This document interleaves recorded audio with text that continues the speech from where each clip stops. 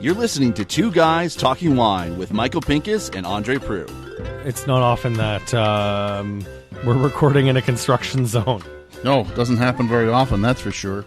Usually there's a baby screaming in the background, but not a construction zone. I mean, I was trying to find some clever way to either call you a baby or mea culpa baby, but I'm just tired today. It's been that kind of weekend.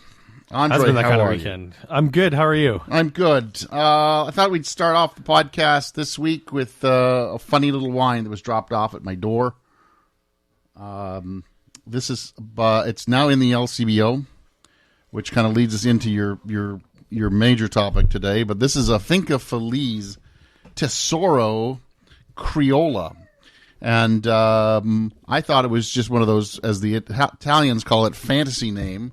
But it turns out Criolla is a grape that is similar to Pais, which we had talked about when you were in Chile. Yeah, that's one of the grapes that stood out to me while I was there. And it's something I found fascinating because we actually have a few topics that we're going to be touching on.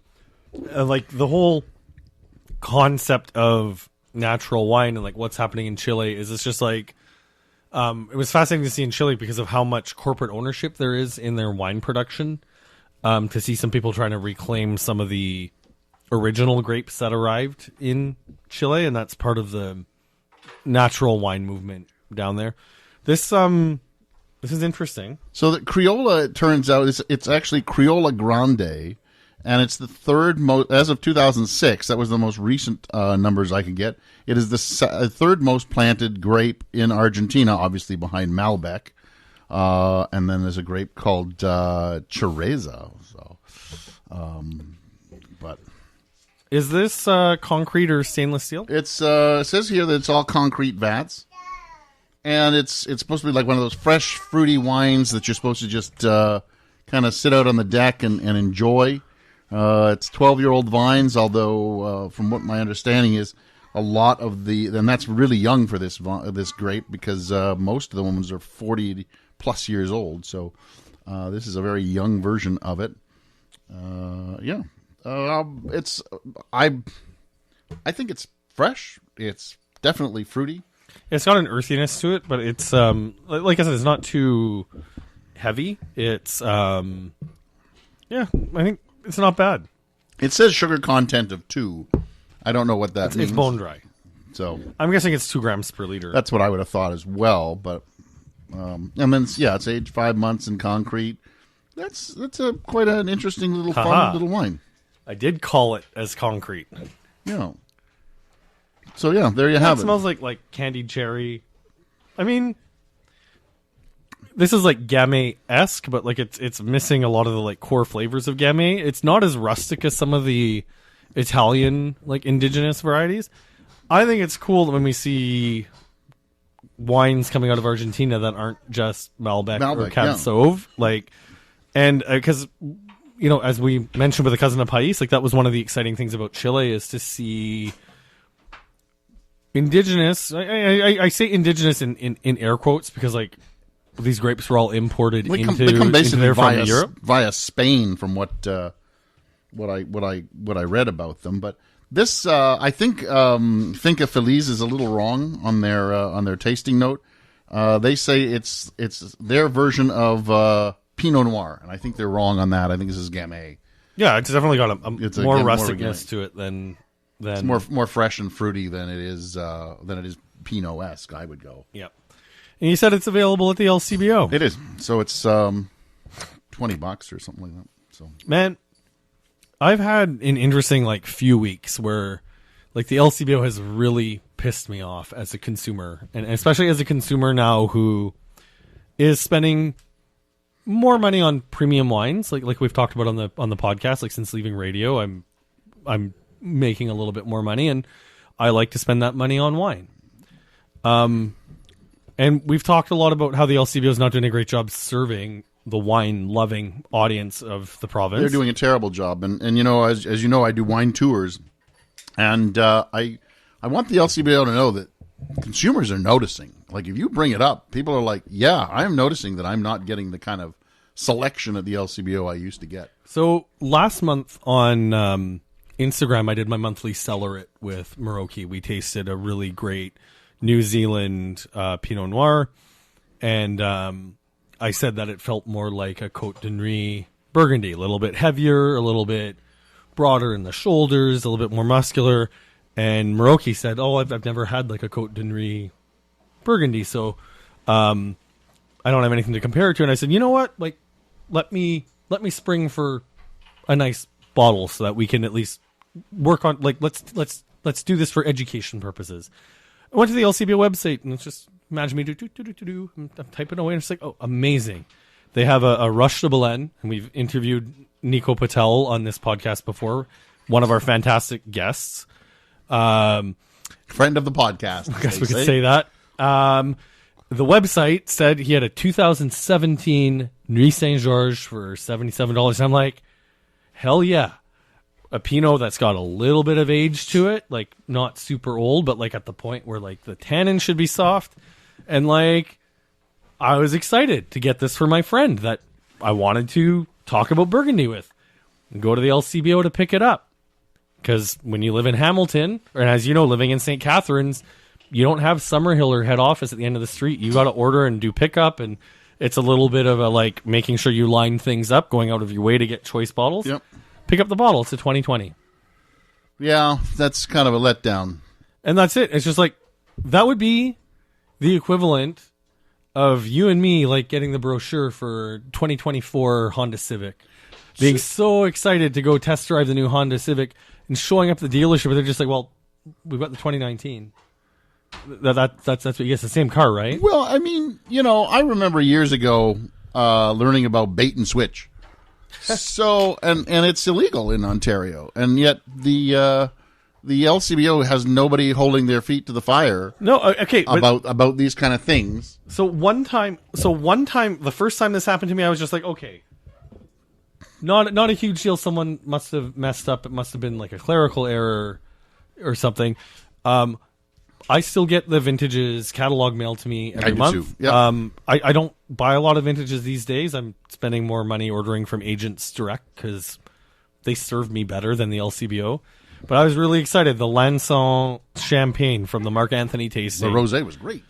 I thought the entire lineup of champagne was great. I went and immediately after that tasting bought 2 bottles of the 2009 vintage champagne because I thought that was good and had some legs to age a little bit longer. My wife and I drank one, and then the second one's in the cellar.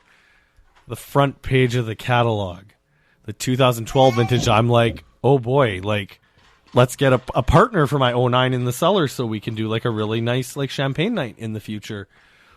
Go to my LCBO app, punch it in, go out of my way. I have to drive to Burlington, like a half hour from my house, show up at the store to pick it up. It's the 09 vintage that's on the shelf of the LCBO. Yeah, see, and there's nobody holding them. There's nobody holding them accountable for any of this. That is bait and switch. And what are you going to do? Like, are you going to take it back? Are you going to? Who do you complain to? I mean, that's it. I made the trip. Like, I was actually planning on buying 2 bottles. I bought 1 bottle that we drank with some friends, but it was just like, cork bottles are a part of life. Like, the cork bottles don't bother me when I open a cork bottle. Like, it's just a part of being a wine collector. The thing I've long said is the worst part of being a wine lover is when you feel ripped off. And the thing is, I'm feeling cheated by the LCBO. Like I get it. It's the same producer and it's the same wine, but it's not the same wine. It's not the same wine. The vintage matters. Absolutely, the vintage matters. And again, and I have to stress it. We have got to start really asking better from the LCBO, and they're not giving it to us. They don't care. They're the only game in town. So you get there and you say, "Hey, this was supposed to be the 12," and they go, "Oh well, sorry. You want to leave it?" Well, I drove a half hour to get here, right? You know, what do I do now? You know, you've just lied to me, and it's not like somebody phones you up and says, "Hey, we see you've ordered the 12. We want to let you know that it is the 9." I mean, it's the thing too is because most of the people that work there are just, they don't care. But they don't realize. It's also like if I were working at the LCBO, like you're being set up for a certain amount of failure on that side too, right? Like, I don't know. You should give craps about this. If you're going to feature it on the front page of your stupid little catalog, make sure the product's available and at least make sure that the LCBO code matches up with what the product is on the front page of that stupid catalog. On the other hand, maybe the code just does match up because they use the same code every year, and somebody just yanked the 9. Maybe there's some 12 kicking around. You just don't know. Again, it's just people not paying attention. And again, you can't hold them accountable because nobody's going to get fired over it. Nobody cares. Selection is down. And I go back to David Laurison's comment at one point in the last year where he said the LCBO is spending our money and nobody is keeping them is keeping account of what they're doing. They have stopped journalists from going in and tasting the wine and saying, yes, these are good wines that they brought in, or these are bad wines they brought in. There is just nobody doing that because there's, again, nobody holding them to account. And when Ford says, I'm going to start changing the LCBO, I applaud him. And, I really wish the union would just give it up already. Like, let the private sector take over, and the LCBO can let the LCBO sell Yellowtail and the Post Malone wine and all the big brands that they want. Just imagine Summerhill could just be completely replaced with celebrity wines, and they would probably still be printing money. And you know what? Like, let's let people like Carrie Dearborn with her little agency open up her own little shop. store. Let's let Rogers and Company open up a shop in Oakville, Burlington, and Toronto, Correct. so we can get our Ridge Montebello and not have to. Your profiles. The large Lifford could open up a number of stores. Let this happen already. It is goddamn time that it happens. Language. I'm just so tired of the LCBO. I remember when you'd walk into the LCBO and they had 3 facings of wine. Now they got 6. The selection is terrible. George Salias is the worst thing to happen to the LCBO. Well, since the LCBO existed. So, I guess moving on here, you and I, we were looking for stuff to talk because we didn't want to do another Shooting the Breeze podcast like we did last episode, although I did get some good feedback from people about the last episode sliding into my DMs, so thank you for the people who enjoyed last one. What the hell's going on at Quench Magazine?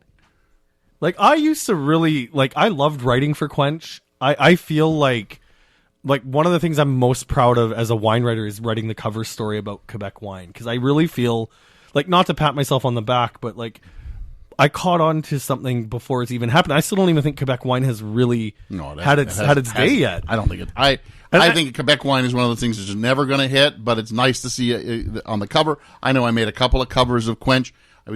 But they've gone from 10 times a year to 2 times a year, and even then, it's just I remember listening. So it's Gurvinder Bhatia, who's now the editor in chief, and I was on a trip with him, and I listened to him talk about that he's trying to make the magazine appeal to a broader audience, and I'm taking a look at the content that's in this magazine. How far out of touch can you be for a wine magazine? For one, I'm taking a look at their wine content on their website right now. And there's a specific article I want to talk about with you. But from February 25th, the rise of bottle shops in Ontario. Bottle shops hit the scene out of necessity in the pandemic in 2020, but we're already at the point where we're seeing bottle shops close because the model is there is no rise of the bottle shop. Peter Pantry closed, and that was a well-to-do that was a bottle shop with bottles I was going to spend money at. We have Endless Wine here in Hamilton up the street, which was serving the natural wine crowd in this city, and a really cool vibe. That place has closed. Bottle shops are not rising. No, bottle shops are closing, which is why the Ford government has got to speed up the privatization in this province. But I don't know, if you're a magazine that's supposed to be serving an audience, what are you doing talking about the rise of bottle shop 4 years after the pandemic? It's just embarrassing from a magazine that used to do a really great job prominently featuring Ontario, prominently featuring what was new and cool in Ontario, prominently featuring what is cool and new other places. In Canada as well, although it was primarily an Ontario-focused magazine at some point, and then they started to broaden out as the other magazines, Vines and Wine Access, closed, because Wine Access is the only magazine, wine magazine in Canada these days. And again, I would National Wine Magazine. Yep. And I again would like to say that it is due in part to the LCBO and the BCLDB or whatever the heck they are. Oh, yeah, I mean, it's like, even they've all got these magazines that they're charging, huge prices for advertising. Since when did the government start competing with private enterprises to get magazines off the shelves? Well, they're not magazines; they're catalogs. Can we please stop calling them? They are catalogs. I get that, but you're charging them. I don't know. Last I heard it was $10,000 a page. I'm sure it's much more than that. Well, the now. circulation is insane. Like when you have no one competing against you, and you can give it away for free. Like, correct. That's not a business. Like that is, anyways. There was an article in particular I thought would be fun to talk about because I think it's almost a little bit ironic. The headline, and it's an article from last October, by the way. Is natural wine dead? Which I thought was amusing because now that I think we're starting to see a little bit of the death of the faulted dirty hippie water. Orange wines and yeah. No, but we can't lump orange wines in here. But like, there's just a paragraph that I highlighted from this article that I thought might be fun to kick around because like our first interview of the year was with a natural wine producer. Correct. Yeah. But it's irrelevant that his wines are natural to you and I because the wines are good. I didn't know he was a natural wine producer until after I tasted his wines, and they didn't taste, in that natural vein. Let's go. All right. So there's a paragraph in this article that I thought stood out that I thought would be a good launching point for us to have a quick conversation. For those of us who have insisted on wine made solely from organic grapes, the fact that the natural wine craze achieves so much acclaim is worth celebrating. Here's the thing, and this is a problem with the wine industry in general. I'm going to add my little commentary as we go through this. It never achieved wide acclaim. No. It achieved cult status with a bunch of people who got into an echo chamber and patted each other on the back. Yep. That's it. It never reached wide acclaim. Yep. Others should take note that it wasn't actually a craze, but a shift that made considerable contributions to the greater vinous world. I think there is an argument to be made that some of the practices from the natural wine world have been taken notice, but I think the industry was heading that direction anyways.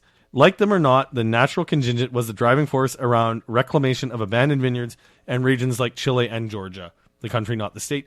Okay, that's definitely true from what I saw in Chile. Many growers left chemical farming behind in favor of organic, regenerative, or biodynamic farming, acceptance of hybrid grapes, and naturally low alcohols. New oak is mostly on the decline as producers explore alternative fermentation vessels that have less impact on taste, concrete clay, old wood, and glass. I saw this happening well before the natural wine movement was taking hold. Correct. Yep. So, this is the natural wine movement, and the author who's a fan of the natural wine movement, patting themselves on the back. Even in conservative regions like Bordeaux or Burgundy, producers are reevaluating additives, including reducing the sulfur additions. Legacy producers like Domaine de Monti and Albert Bichot have added some natural, organic, and no SO2 wines to their lineup. Then there's the pet nat and skin contact wines. Ugh. Now, and I write this with relief, it's far easier for me to grab a glass of natural wine almost anywhere I go. This category to a style of wine that is fizzy, cloudy, and boring, with no structure, soulless, with wildness filtered out, but easy to drink. They were just as formulaic as the Parkerized wines of the past. That last sentence really stuck out to me when we talk about the Parkerization really creating a standard flavor profile, especially in Bordeaux and in California. I think the natural wine movement has done the same thing, and it's something I've noticed working at farmers markets. When I talk to someone who's a natural wine fan coming up and taking a look at what we're selling, and I ask them what they like, is we have a young generation of sommeliers whose palates are calibrated to enjoy faults now. Yeah, I think we kind of touched on this a few weeks back, and I really wish we would get away from the faulty wines that seem to permeate sommeliers' lists.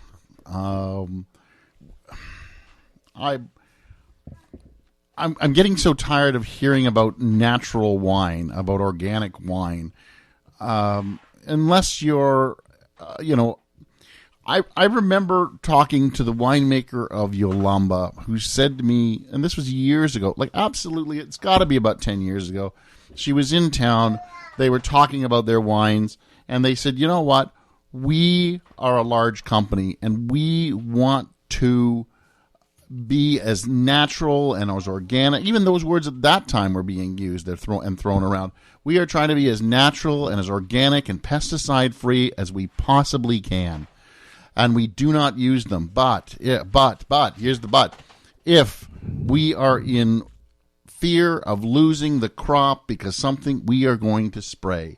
And like it or not, you've got to think that a large company like that is... they employ a lot of people. There's jobs on the line. You can't just let that many acres go and say, nope, we're not making wine this year. Yeah. Like at some point, you've got to make a business decision, and I totally get that. Well, the business decision aside, like for me, it's almost like farcical to really, really crap on natural farmers who are trying to grow ultra premium fruit, and I'm talking especially in Niagara. People like the Wismer family, the Grimsby Hillside folks, the Wilms family that we've been working with the ADX Wine Company. These are people who they have a vested interest in making sure their vineyards come back every year. Correct, but have you ever asked what happens if it looks like you're going to lose this crop unless you put some spray to it? Do they go, nope, we're going to lose the crop? Or do they go, we're going to put some spray to this? But it's the other side of the coin as well, is that spray is money. No farmer in Niagara is willy-nilly with the sprays. I got it. Like nobody wants to be like, you know what, Michael? It's a hot, dry summer like 2020. You know what I'm going to do today?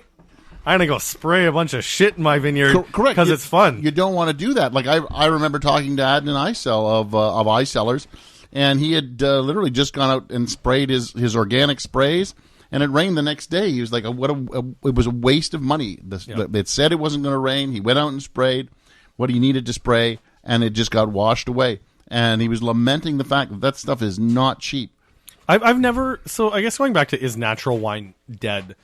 I do like that I'm starting to see the conversation take place more and more that the faulted natural wine movement, this attraction for wines that are made in a dogmatic style because they're unique and they're funky.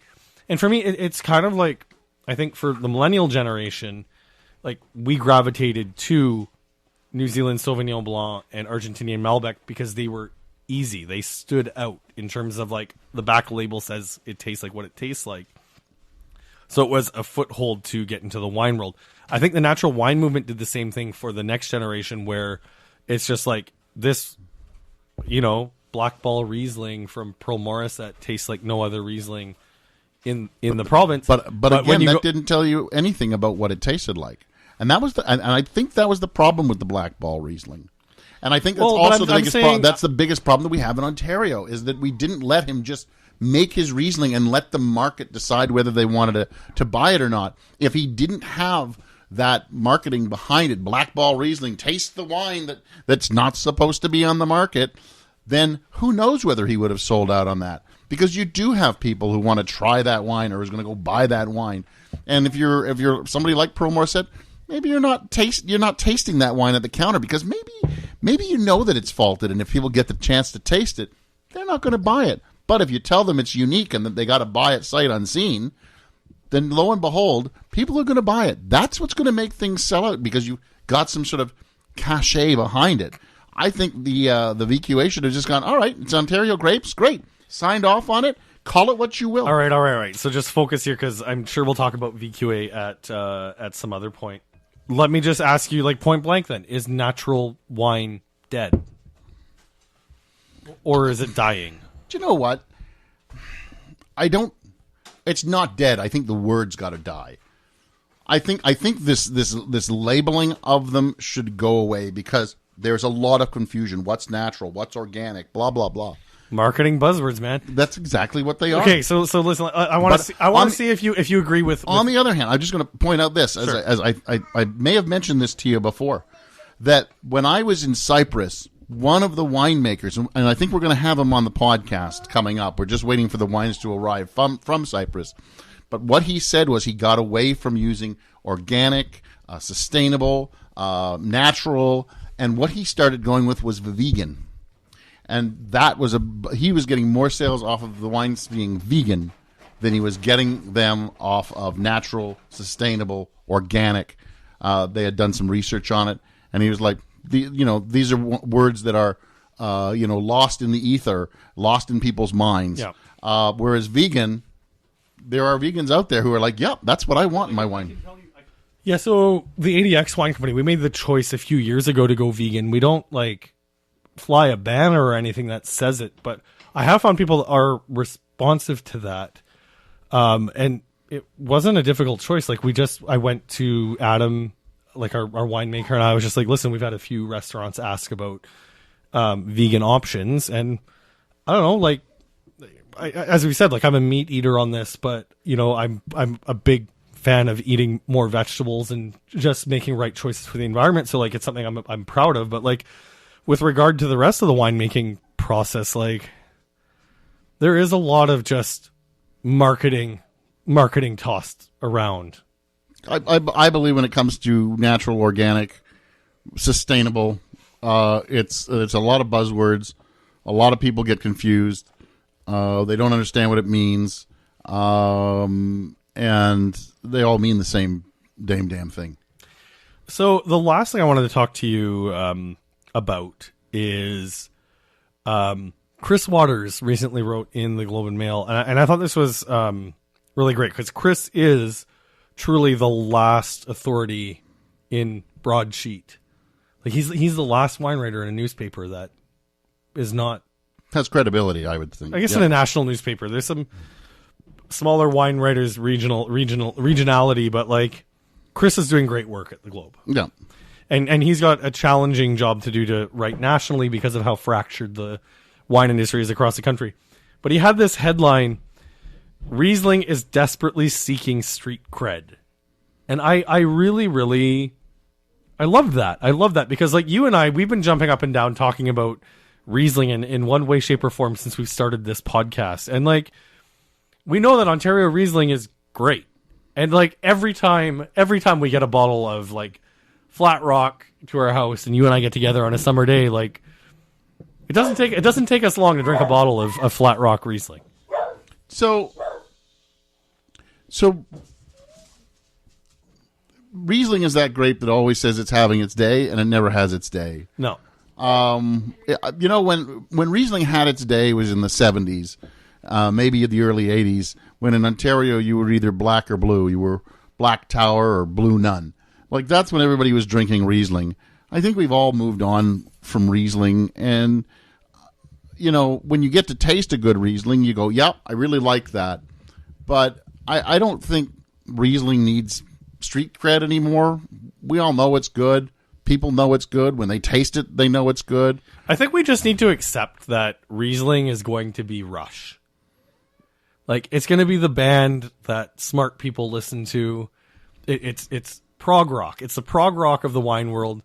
I think the quality of Riesling in general with the stuff that's coming in the market is getting a bit better. I don't think we have a generation of wine drinkers that are reaching for Black Tower or Blue Nun. No, I don't think that's the case anymore. But I don't think anybody's reaching for Riesling anymore either. No, but some people are. Rush sold out Rio, and Rush had a few albums that did pretty well, but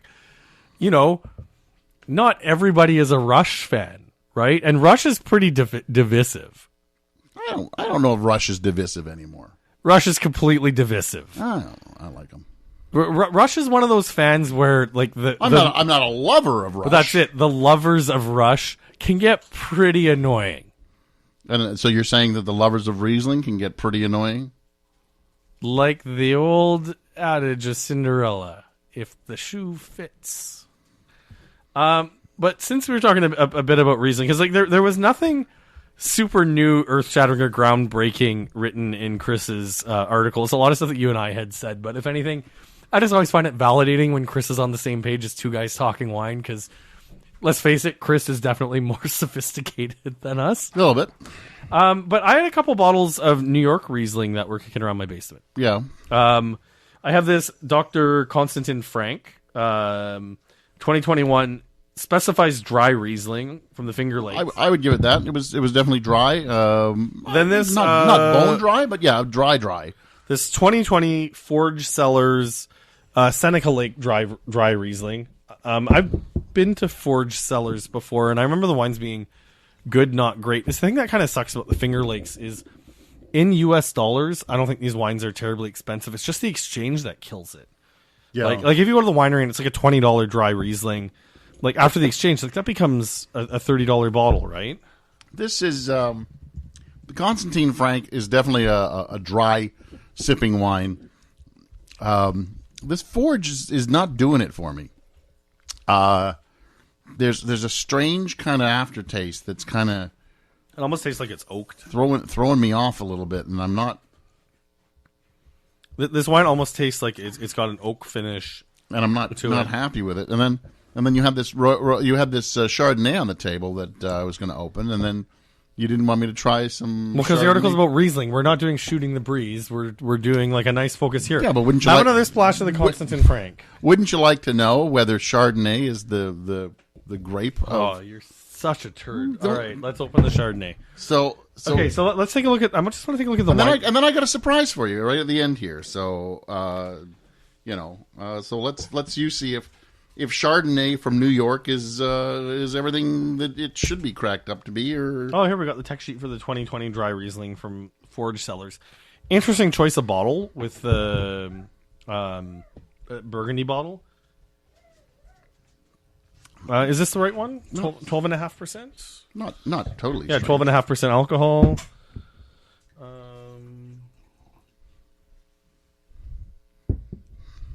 Yeah, there's not a lot of details on the actual winemaking on this sheet. Harvest date, October 14th, October 28th. 3.1 grams of residual sugar in the Forge Cellars. No, the Constantin Frank for 2021 was better, and that would have been a cooler year with higher acid. I also liked it better. I thought that was the kind of one that you would sip on. The Forge, the more I sipped on it, the more of that funky flavors came out at the end, and I was like, I don't know if I'm all that happy with it. I probably would be in search of something else. Yeah, I'm thinking in April I might head down to the Finger Lakes for a weekend just to get out of town. I've been working way too much. And as far as the Lameloro Landing, which is I remember when I went there, and I was happy with their Chardonnay. Whoa, the Dr. Constantin Frank is an $18 bottle of wine at the winery in the United States.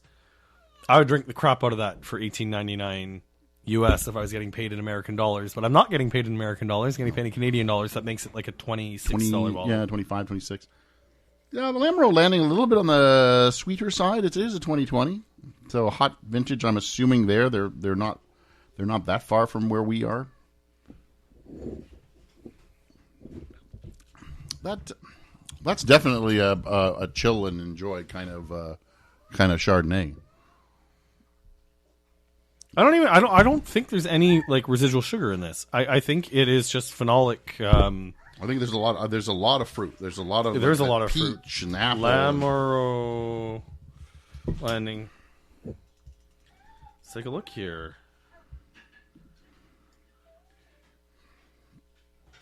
Well, we've covered a lot of ground. This has turned into a pretty long podcast. We've talked a bit about Riesling.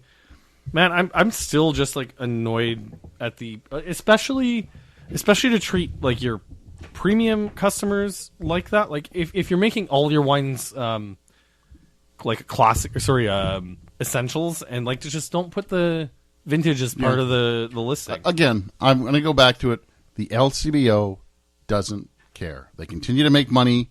They don't care. Period. The end. They don't care. They don't care about you. Go buy your wine. Shut up.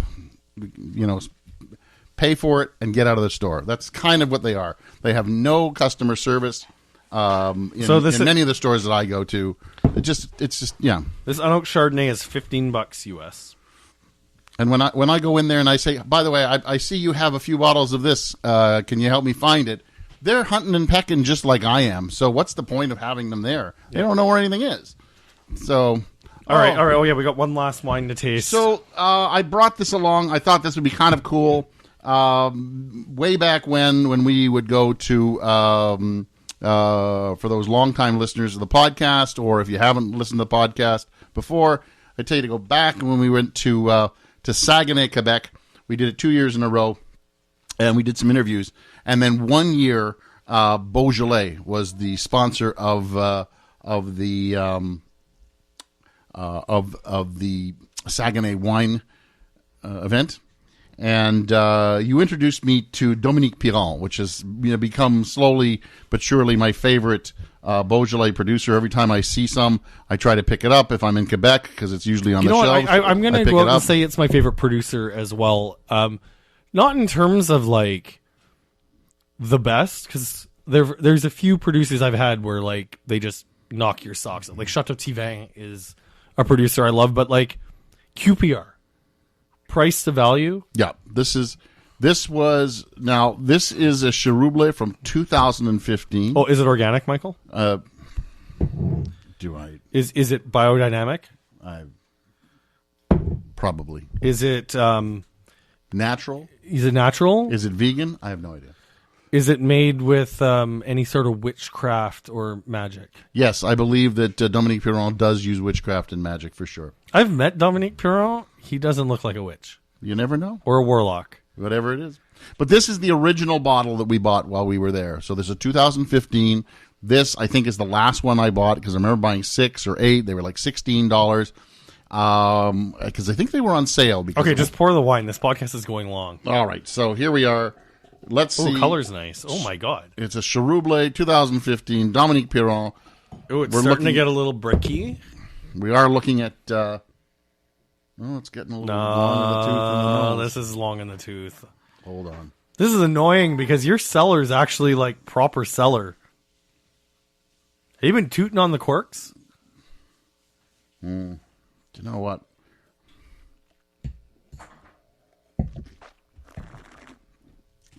That is not good. You know what?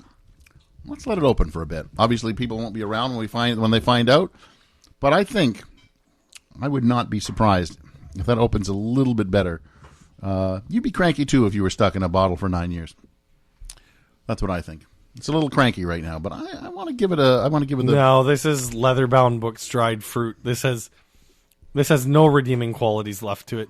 You like old wine, though. I don't. I think give me a bigger glass. We may be pleasantly surprised. Okay, my favorite wine that we've opened is the Constantin Frank dry Riesling. The Lamoureux Landing, it actually is a little higher in RS than I thought. I thought it was phenolic ripeness, so I think that's a testament to the winemaking because that's at like 7 grams per liter residual sugar. Yeah, I thought there was a little bit of sweetness to it. I didn't mind that Think Feliz. I thought that was kind of fun. If you are looking for something that's a little bit different, something for the patio this summer, it's definitely a wine that you could stick on ice and really, really enjoy because it was really, really light in color. So I'd recommend that. I think I may enjoy this Cherouble. We'll find out. You will. I won't. I can guarantee that. That's too bad. I'm Andre Prue at Andre Wine Review. AndreWineReview.ca, which has not been updated in a while. I apologize for that. I'll work on that. I'll do better. And I've moved some of our older podcasts over to YouTube. If you're looking for another way to see us, nobody listening to this is going to switch to YouTube. They're already subscribed. You need to find new people. Well, we have been finding some new people, and that's really nice. So I'm glad if you're new, listening to it. If you're new and you're listening to us on YouTube. Sorry. I'm sorry. If you're new, I'm sorry. I'm sorry for what you've signed up for. But I think you're going to enjoy it. Sometimes. Most times. I'm Michael Pincus of MichaelPincusWineReview.com. You can find me as the Grape Guy on most social media. Michael Pincus on Facebook. Good night. Thanks for listening. Please subscribe to Two Guys Talking Wine on iTunes. Two Guys Talking Wine is produced by Jim Ray, Adam Duran, and Ken Little.